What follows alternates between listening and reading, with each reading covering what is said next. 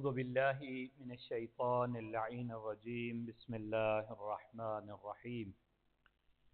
الحمد لله الذي كان موجودا قبل حدوث الأشياء ويبقى بعد فناء الأشياء، تفرد بالأولية والقدم، ووسم كل شيء ما عداه بالفناء والعدم، كما قال عز شأنه: كل شيء هالك إلا وجهه وكل نفس ذائقة الموت. وقال: كل من عليها فان ويبقى وجه ربك ذو الجلال والإكرام. سبحان من لا يخفى عليه اختلاف النيات، ولا يعزب عنه المعاصي العباد في الخلوات. سبحان الله الذي منه خلقة العباد وإليه المعاد.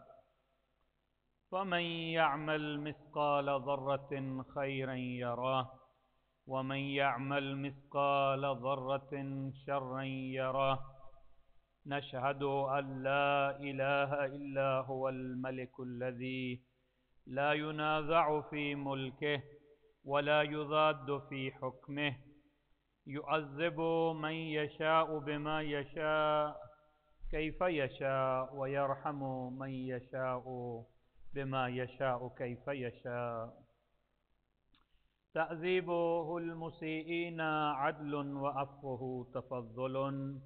ونشهد أن محمدا سيد المرسلين وخير المبشرين والمنذرين، صلى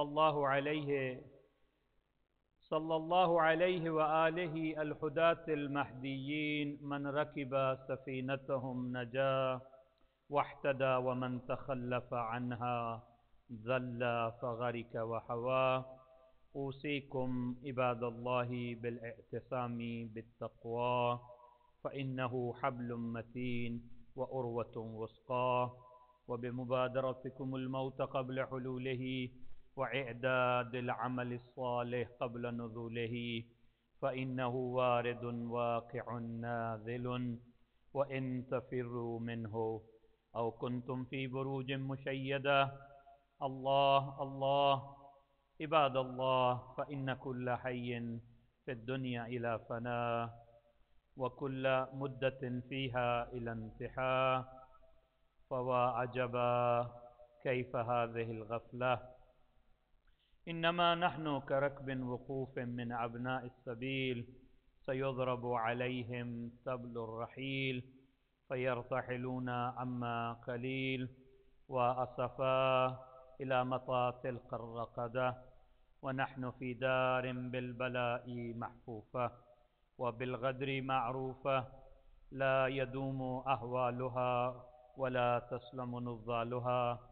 العيش فيها مذموم والأمان فيها معدوم. كيف لا تعتبرون وإخوانكم قد سلكوا في بطون البرزخ سبيلا، وفقدت أجسادهم وأميت أخبارهم أمدا طويلا.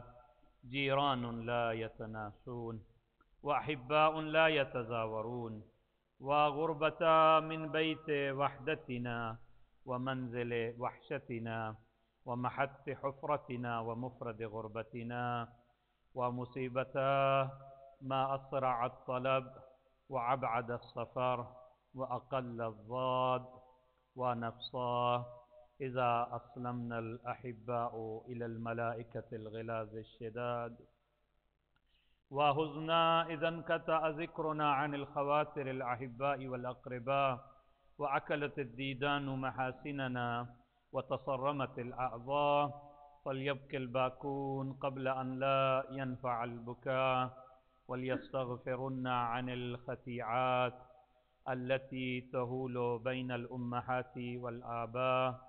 إن أحسن الحديث وأبلغ الموعظة كتاب الله، وقد قال في كتابه: بسم الله الرحمن الرحيم.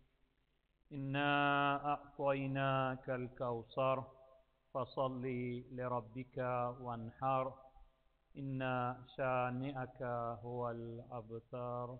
صلوات. صل علی محمد وعلی محمد وعجل فرجهم. روز ولادت باسعادت صدیقۃ الکبریٰ الانسیۃ الحوراء الطاہرۃ المطہرہ الراضیۃ المرضیہ ام ابیہا ام الحسنین ام الفضائل ام العلوم ام الکرامہ حضرت زہرا سلام اللہ علیہا ہے آج 20 جمادی الثانیہ. انتہائی متبرک روز ہے آج، اس لیے کہ جب اللہ کا حبیب جس دن خوش ہو، 14 معصومین جس دن خوش ہوں، تو یقیناً آج کائنات میں ہر طرف خوشی ہی خوشی ہے. حور و غلمان خوش ہیں، مؤمنین خوش ہیں، اس لیے کہ آج سیدۃ النساء العالمین، خیر النساء، افضل النساء کی آج آمد ہے، آج ولادت کا دن ہے. میں آپ کو عطا دل کی گہرائیوں سے مبارکباد پیش کرتا ہوں، اور ہم نے عرب بھائی ان کو بھی اسعد اللہ ایامکم وہنیکم بولادت سیدۃ النساء العالمین، اور دعا گو ہوں کہ خالق کائنات آپ کو ایسے ہی اور ہزاروں لاکھوں خوشیاں نصیب فرمائے. آپ کی زندگیوں میں حضرت زہرا جس کا ایک ٹائٹل ہے مبارکہ، اس مبارکہ بی بی کے صدقہ میں آپ کے فیملیوں میں، آپ کے گھروں میں بھی خدا برکت عطا فرمائے، اور ہم سب کو اس صدیقۃ الکبریٰ کی معرفت نصیب فرمائے، اور اس دنیا سے جو چلے جائیں تو پھر سیدہ کی شفاعت نصیب فرمائے. ایک صلوات پڑھیے گا محمد وعلی محمد صلی علی محمد وعلی محمد وعجل فرجهم.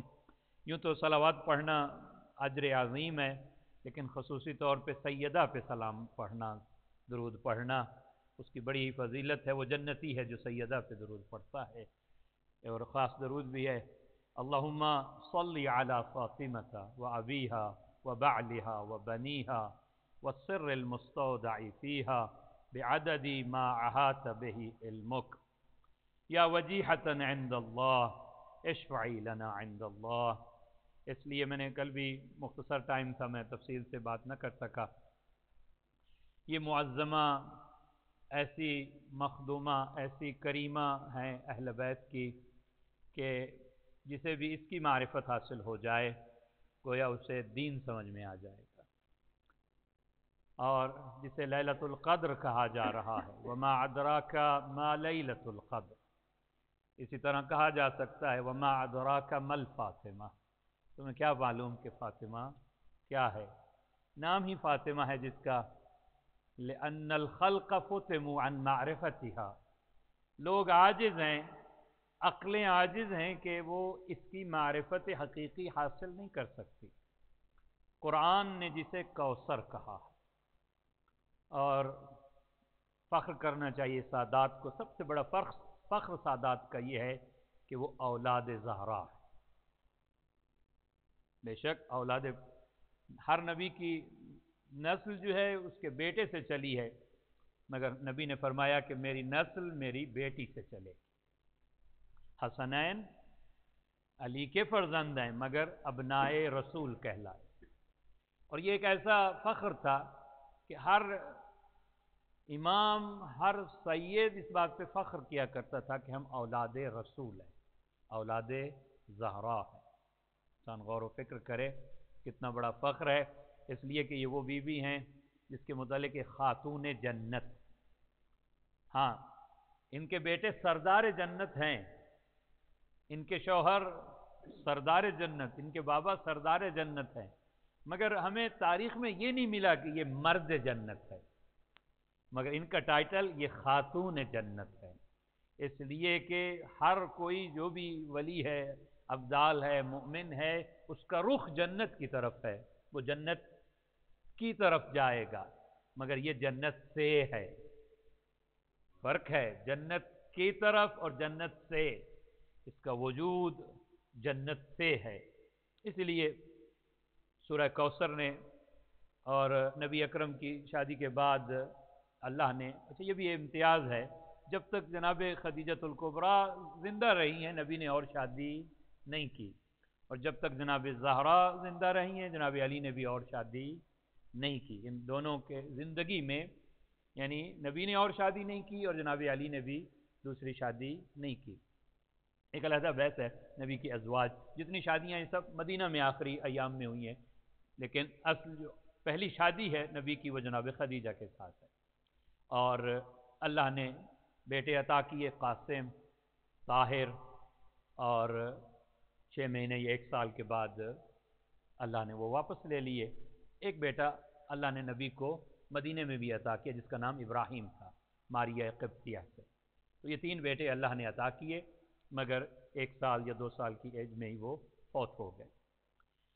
اور اب شادی کا جو عرصہ گزر چکا ہے 5واں بعثت کا سال ہے، یعنی نبی اکرم کا سن اس وقت 45 ایئر کے ہو گئے ہیں، اور 25 برس کے تھے جب شادی کی تھی۔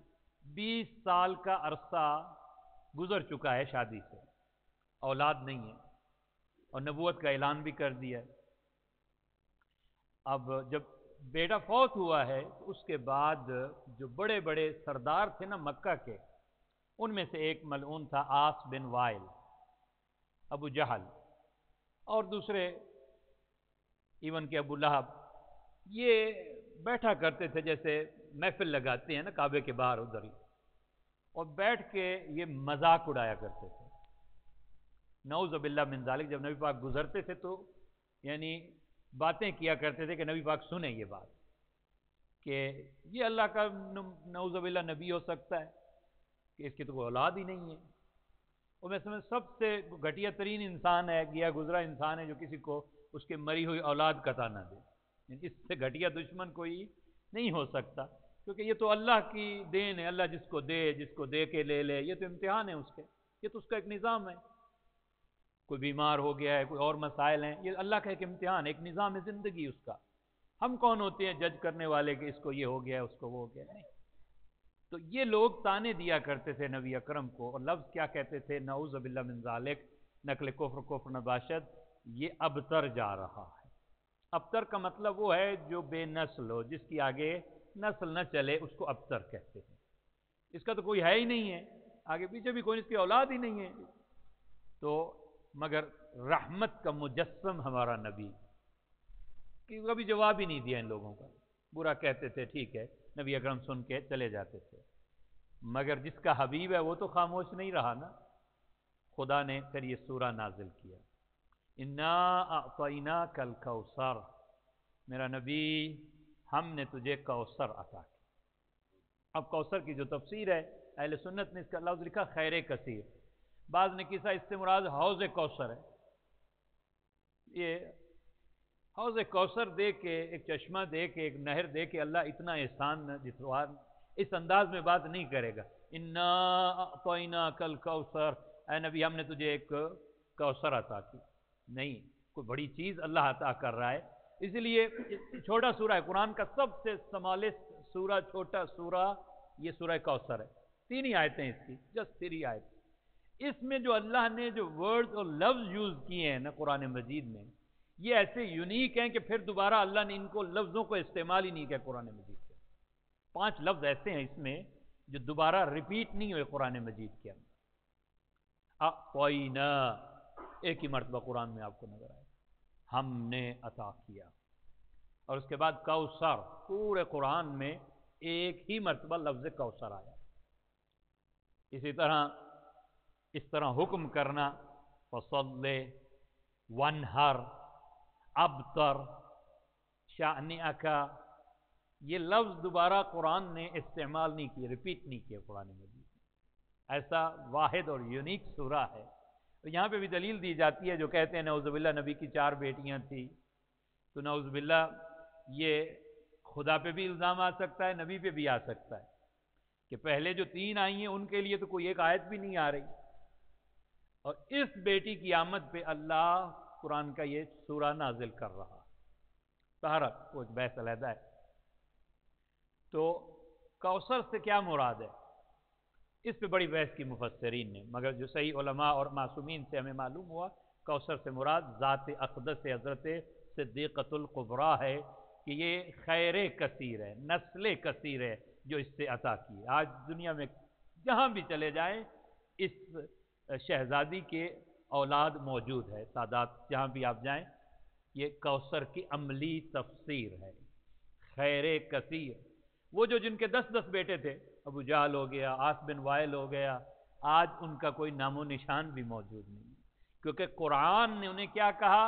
ان شانئک ھو الابتر، میرا نبی تیرے دشمن جو ہیں وہ ابتر ہیں، تو نسل کثیر کا مالک ہے، کوثر کا مالک ہے، تیرے دشمن ابتر ہیں۔ اور واقعاً آج کوئی ہے بھی صحیح تو وہ کم از کم یہ نہیں کہے گا کہ میں نسل یزید سے ہوں، میں نسل بنو امیہ سے ہوں، میں ابو جہل کا یا ابو سفیان کی اولاد میں سے ہوں، نہیں۔ 10 بیٹوں والے، کیونکہ قرآن نے کہہ دیا تھا یہ ابتر ہیں، اور عطا خدا ہے، عطا خدا ہے جناب زہرا، یاد رکھیے گا۔ 2 لفظ اور ہیں، ایک ہے ایتا، ایتا ذی القربہ جب استعمال ہوتا ہے، الف اور یا اور تا سے جو استعمال ہوتا ہے، اس کا مطلب ہے دے دینا، ایتا کرنا۔ ایک ہے عطا کرنا، عطا اور ایتا میں فرق ہے۔ تھوڑی سی اس کی مثال سمجھ لیں تاکہ یہ معنی عطا کا آپ کو آسان سمجھ میں آ جائے۔ آپ کسی لیبر کو، کسی مزدور کو لے آئے، طے کر لیا کہ 50 دیں گے، اور اچھا یہ بھی ایک اور اس سے فرمان نکال لیں، امام علی رضا علیہ السلام، صلوات پڑھیے گا محمد وعلی محمد صلی علی محمد وعلی۔ ابھی طوس نہیں آئے، مدینہ میں تھے، کہ کام کروانا تھا کھیت کے اندر، اپنے غلام کو بھیجا کچھ مزدور لے آئیں جو وہاں پہ کام کرے۔ مزدور آ گئے، کام کر رہے ہیں، امام نے پوچھا کہ ان کی اجرت طے کر لی ہے یہ جو کام کر رہے ہیں؟ کہا نہیں مولا، جو عام ہوتا ہے نارمل اس سے زیادہ دے دیں گے انہیں، آخر پہ خوش کر دیں گے انہیں، غلام نے کہا۔ تو امام نے کہا نہیں، ایسا نہیں، جب بھی کوئی مزدور یا کوئی بھی جس سے کرو تو اس سے پہلے طے کر لو کہ تجھے کتنا ملے گا، اس طے شدہ رقم کے بعد جو بھی دے دو گے، ایکسٹرا بھی دو گے تو وہ خوش ہو جائے گا۔ مثال کے طور پہ اگر آپ نے 50 کسی سے طے کیا ہے، جو 40 طے کیا ہے، اور 40 کے بعد آپ نے اسے اگر 45 دے دیا ہے تو وہ خوش ہو جائے گا، لیکن اگر طے نہیں کیا اور آپ نے اسے 50 بھی دے دیا تو وہ خوش نہیں ہوگا۔ تو اس لیے معصوم نے کہا کہ جب بھی کسی سے کوئی کرو تو اس سے پہلے یہ بات طے کر لو کہ وہ اتنا پیسہ ہوگا، بعد میں ہو سکتا ہے اس سے زیادہ دے دو۔ تو یہاں پہ ایک صلوات پڑھیے گا محمد وعلی محمد۔ ایتا یہ ہے کہ جتنا طے ہے، جس کا حق ہے وہ دے دیا جائے، یہ ایتا ہے۔ 50 طے تھے، 50 دے دیے، لیکن 50 کے بدلے میں نے 50 دے دیے، 55 دے دیے، 60 دے دیے، تو یہ جو ایکسٹرا دیا ہے 10، یہ عطا ہے، یعنی وہ حقدار نہیں تھا اس کا، یا اس کو اصل مل چکا ہے وہ جو اس کا تھا، اب ایکسٹرا میں اسے دے رہا ہوں، یہ احسان ہے، یہ عطا ہے۔ اور خدا نہ خواستہ 50 دے کے طے کر کے کوئی 40 دے دے تو یہ غصب ہو جائے گا، یہ ظلم ہو جائے گا، یہ بھی جائز نہیں ہے کہ جو اس کو طے ہے اس سے کم دیا جائے۔ اب عطا کا مطلب یہ ہے کہ ایکسٹرا اسے دیا جا رہا ہے، یہ احسان خداوندی ہے۔ تو گویا یہی ہے کہ اے مصطفیٰ، تجھے نبوت دی، تجھے مقام محمود دیا، تجھے شفاعت دی، تجھے سب کچھ عطا کیا، وہ حق تھا تیرا، مگر فاطمہ عطا خداوندی، اِنَّا أَعْطَيْنَاكَ الْكَوْثَرَ، یہ عطا ہے۔ فَصَلِّ لِرَبِّكَ، اب تو نمازیں پڑھ، شکر ادا کر نمازیں کی، وَانْحَرْ، قربانی کر، إِنَّ شَانِئَكَ هُوَ الْأَبْتَرُ، تیرا جو دشمن ہے وہ ابتر ہوگا۔ تو سورہ کوثر شان جناب زہرا بیان کر رہی ہے۔ سورہ دہر، پوری سورہ دہر جو ہے یہ سخاوت جناب زہرا ہے، ایثار جناب زہرا۔ سورہ دہر، اس کی بیک گراؤنڈ جا کے دیکھیے، حسنین بیمار ہوئے، رسول نے کہا کہ اے علی، آپ 3 دن روزوں کی نذر کیجیے کہ اے اللہ حسنین کو تو شفا دے، ہم 3 دن روزے رکھیں گے، اور روزے رکھے گئے، جس میں جناب فضہ بھی شامل ہے۔ بڑا مقام ہے، کسی نے بہت اچھی بات کہی، ہم تو مقام جناب فضہ کا بھی ادراک نہیں کر سکتے، کجا جناب زہرا کے مقام کا ادراک ہے۔ وہ بڑا مقام تھا، جب تک زندہ رہیں قرآن سے بات کیا کرتی، یعنی ان سے لوگ جو بھی بات کرتے تھے ان کا جواب قرآن سے دیا کرتے، متکلمہ بالقرآن۔ اور جناب فضہ نے بھی روزے رکھے، حسنین نے بھی، جناب زہرا نے بھی، جناب علی نے بھی، یہاں تک ہے وقت نہیں میں اس میں ڈیٹیل میں جاؤں، کیا سادگی تھی، کیا یعنی اس انداز میں یہ اس گھر میں زندگی گزاری جا رہی تھی۔ روایت میں ہے کہ گھر میں کچھ نہیں تھا، جناب علی گئے ہیں، قرض لیا ہے ایک یہودی سے، شمعون سے، اور کچھ لے کے پھر آٹا لے کے آئے، روٹیاں پکیں، اب سارے دن کا روزہ ہو، اسے ایثار کہتے ہیں۔ ایک ہے سخاوت کرنا، یہ بھی آسان ہے، اتنا مشکل نہیں ہے، خود پہلے انسان اپنا کھا پی لے، جو بچ گیا اسے اللہ کے راستے میں دے دے، نہیں۔ ایک ہے یہ ہے کہ خود بھی نہ کھائے اور اپنی اٹھا کے دے دے، یہ ایثار ہے، یہ قربانی ہے، اور یہ ہم نے اہل بیت سے ہی دیکھا ہے۔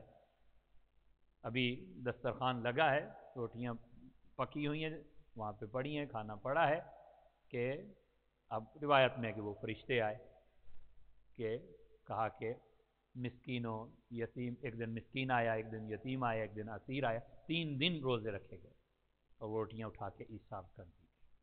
پھر سورہ دہر نازل ہوا، کہا کہ سورہ دہر میں گویا جنت لکھوا دی گئی ہے کہ ان کا حق ہے جنت، جناب زہرا کا، اور پھر کہا کہ انما نطعمکم لوجہ اللہ، ہم یہ جو کچھ کر رہے ہیں یہ لوجہ اللہ۔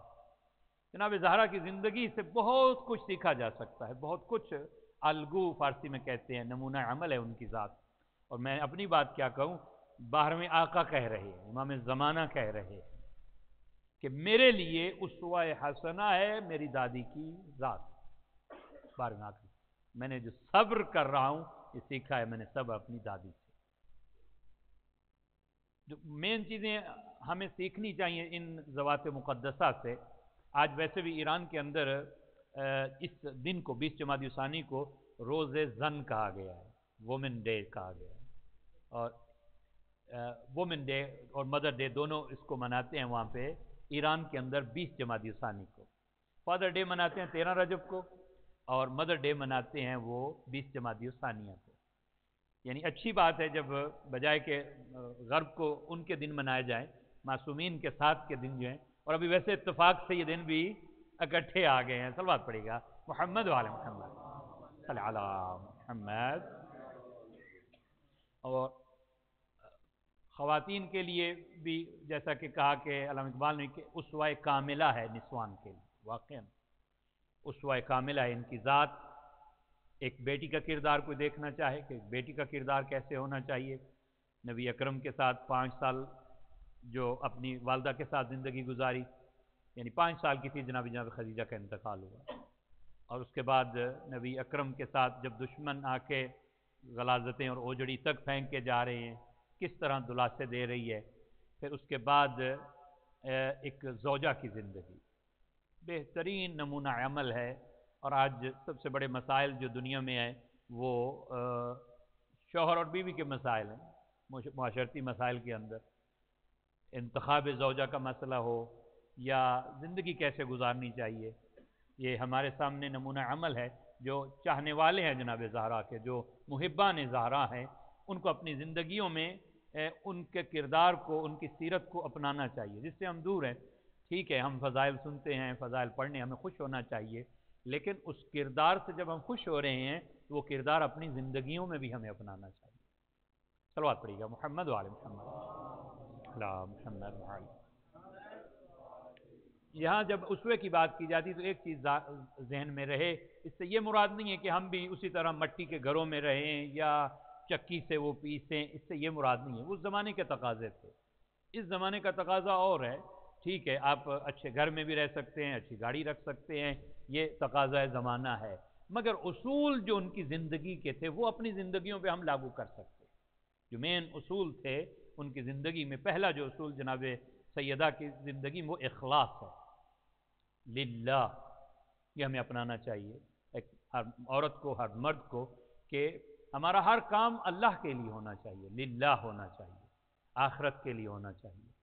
دنیا کے لیے ہمارا کام یعنی محدود نیت نہیں ہونی چاہیے، محدود حالات کے لیے ہمارا کام نہیں ہونا، نفس کے لیے کام نہیں ہونا چاہیے کہ اس سے میں خوش ہو جاؤں گا، میرا خاندان اس سے خوش ہو جائے گا، نہیں، بلکہ ایسا کام کیا جائے جس سے میرا خدا خوش ہو، للہ کام انسان کرے۔ یہ سیدہ کی ذات کے اندر آپ کو ملے گا، اس حد تک للہیت پیدا ہو جائے کہ نبی کہے کہ اس کی ناراضگی میری ناراضگی ہے، اس کی رضا میری رضا ہے۔ یہ اس درجے پہ سیدہ نے اپنے آپ کو پہنچایا۔ میں آج ایک لیکچر ایک بہت بڑے آیت اللہ کا سن رہا تھا، انہوں نے اس سے ایک عصمت کی دلیل نکالی اور کمال کا انہوں کا استنباط تھا۔ وہ فرماتے ہیں کہ یہ تو اہل سنت کی کتاب میں آپ کو مل جائے گا، فاطمہ تو بضاعت منی یا بضاعت منی، فاطمہ میرا ٹکڑا ہے، میرا حصہ ہے۔ لیکن اس کے بعد فرمایا فمن عزاها فقد عزانی، جس نے اسے تکلیف پہنچائی اس نے مجھے تکلیف پہنچائی، جس سے یہ راضی اس سے میں راضی، اور جس سے میں راضی اس سے اللہ راضی۔ تو کہا کہ یہ دلیل عصمت حضرت زہرا ہے، ہر کسی کو اللہ یا نبی یہ ٹائٹل نہیں دے سکتا، یہ فضیلت نہیں دے سکتا، کیونکہ اس نے اپنے آپ کو اس مقام تک پہنچا دیا ہے کہ اب اس کی رضا وہی ہوگی جو اللہ کی رضا ہو، یعنی وہ خوش ہوگی اللہ کے لیے، وہ ناراض بھی ہوگی تو اللہ کے لیے۔ اگر کوئی اس منزل پہ پہنچ جائے تو پھر یہ مقام عصمت ہے، کہا یہ عام مقام نہیں ہے۔ ہم کبھی اللہ کے لیے خوش ہوتے ہیں، کبھی اپنی ذات کے لیے خوش ہو رہے ہوتے ہیں، کبھی ناراضگی ہماری اللہ کے لیے ہو جاتی ہے، مگر اکثر بیش ہماری ناراضگی اپنے نفس کے لیے، میرے ساتھ اس نے اچھا نہیں کیا، فلاں کے ساتھ، میرے باپ کے ساتھ اچھا نہیں کیا، میرے خاندان کے ساتھ اچھا نہیں کیا، تو یہ ذاتی ناراضگی ہے۔ تو ذاتی ناراضگی اور کبھی خدا کے لیے نہیں۔ جناب زہرا اس منزل اخلاص پہ تھی کہ ان کی رضا خدا کی رضا کے، اور ان کی ناراضگی بھی ہمیشہ، ان کا ہر قدم جو زندگی کا ہے وہ خدا کے لیے تھا۔ للہیت اگر ہم سب میں پیدا ہو جائے تو پھر دیکھیے کہ کس طرح منزل کمال تک آپ پہنچ سکتے ہیں۔ تو یہ جناب زہرا کی ذات سے ہم لے سکتے ہیں للہیت۔ صلوات پڑھیے گا محمد وعلی محمد صلی علی محمد۔ ایثار، قربانی، کوئی بھی مرتبہ اگر کوئی پہنچنا چاہتا ہے تو ایثار و قربانی کے بغیر نہیں انسان کسی مراتب کو طے کر سکتا۔ ایثار یعنی دوسروں کو آگے رکھنا، اپنے آپ کو پیچھے رکھنا، یہ ہے قربانی۔ اور اس لیے جب عبادت بھی کر رہی ہیں، عبادت کی منزل پہ بھی دعاؤں کے لیے بھی سب سے پہلے دوسروں کے لیے دعائیں مانگ رہی ہیں۔ شب جمعہ ساری رات امام حسن فرماتے ہیں ہماری والدہ کھڑے ہو کے عبادت کیا کرتی تھی، میں نے سنا کہ ساری رات دعائیں مانگی ہیں، اور صبح کے وقت جناب حسن نے پوچھا کہ اے اماں آپ نے اپنے لیے کچھ نہیں مانگا، سارے مدینے والوں کے لیے، لوگوں کے لیے آپ نے دعائیں کی ہیں؟ تو فرمایا پہلے پڑوسی پھر گھر، اور یہ اصول اپنا لیں ہمیشہ کہ پہلے انسان دوسروں کا سوچے نہ کہ اپنا۔ یہ یعنی انسانیت کی ایک امتیاز ہے حیوانیت پہ یا دوسروں پہ کہ وہ ہمیشہ اس کو چاہیے کہ وہ دوسروں کی بھی سوچے، نہ فقط اپنی سوچے۔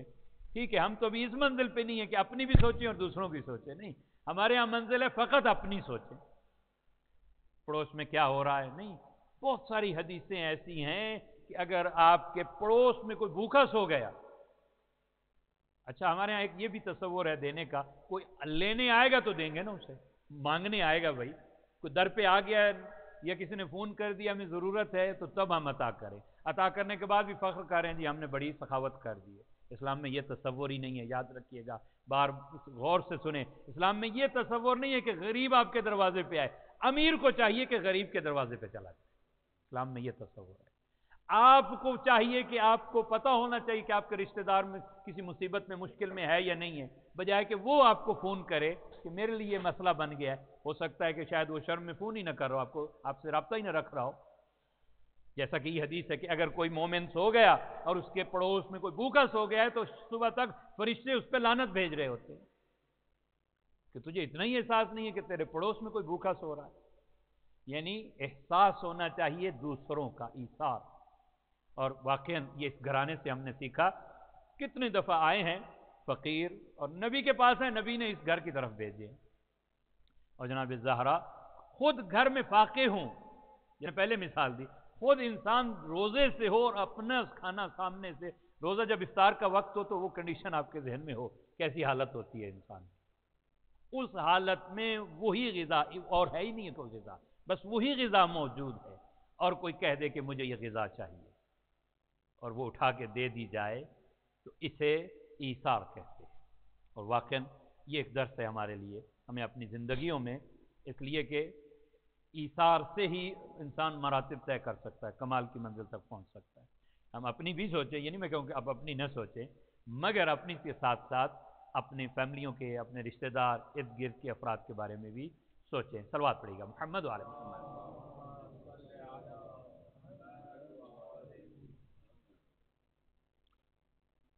اور ابھی وقت نہیں ہے کہ میں، کچھ اور بھی موضوع تھے میرے ذہن کے، میں ان کی طرف جاتا، بس یہی ہے کہ اگر کوئی چاہتا ہے کہ خانوادی جو ان کی لائف ہے، زندگی ہے، وہ اچھی گزرے، تو اس کے سامنے مثالی خاندان جو ہے وہ جناب زہرا کا خاندان، کس انداز کے اندر، سادگی کے ساتھ، اس لیے کہ مولا نے تو تعریف کر دی تھی، نعم العون علی طاعت اللہ، ایک جملے میں تعریف کر دی ہے۔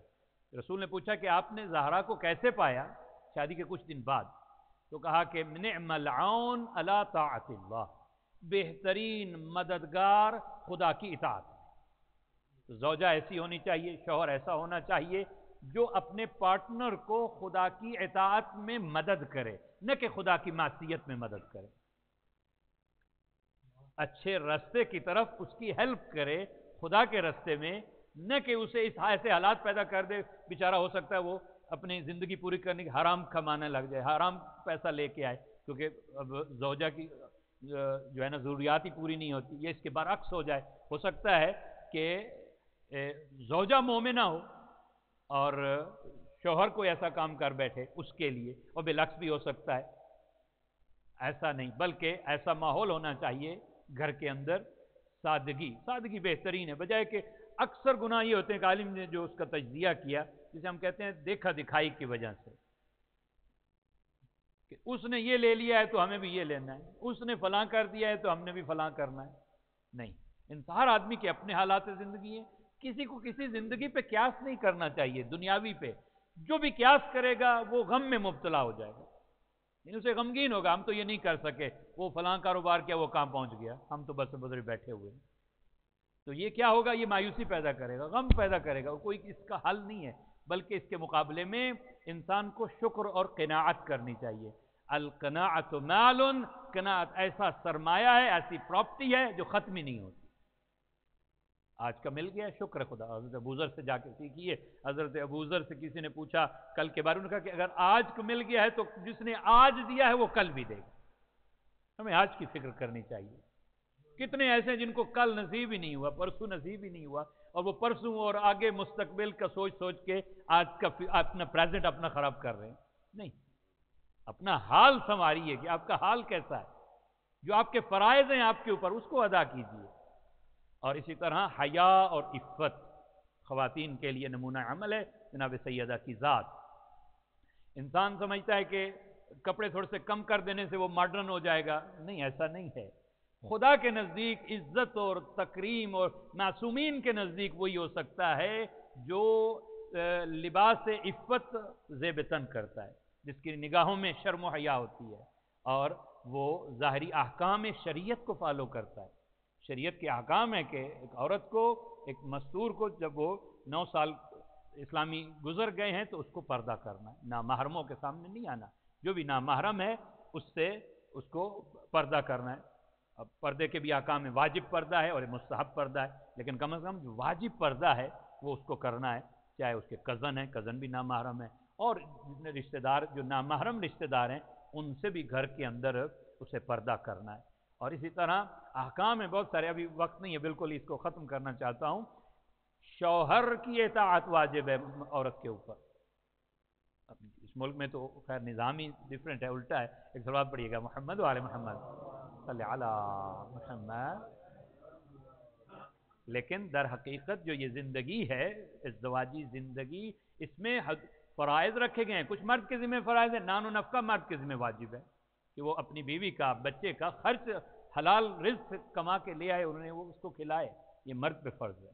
عورت کا جو فریضہ ہے کہ وہ مرد کی عزت کا خیال رکھے، گھر کے اندر اس کے بچوں کی بہترین تربیت کرے، یہ عورت کا فریضہ ہے بچوں کی تربیت کرنا، بچوں کی پرورش کرنا، اور نان و نفقہ جو باہر ہے اس کے علاوہ بھی ہم نے معصوم دیکھا کہ مرد اپنے فرائض کے علاوہ گھر میں بھی آ کے وہ ہیلپ کر رہے ہیں۔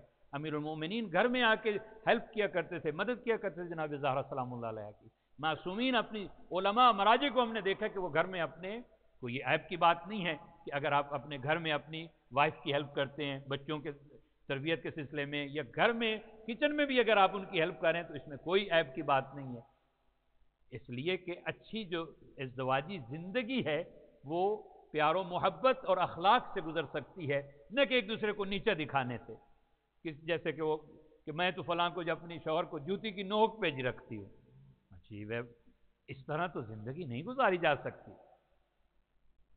یعنی کوئی اگر اس طرح سمجھتا ہے کہ میں نے اس کو کہتے ہیں پنجابی اس کو نیچے لگا کے رکھا ہوا ہے، اس کو نیچے لگا کے رکھا ہوا ہے، فلاں جی وہ زن مرید ہو گیا ہے، نہیں ایسا نہیں ہے، یہاں پیری مریدی کی بات نہیں ہے۔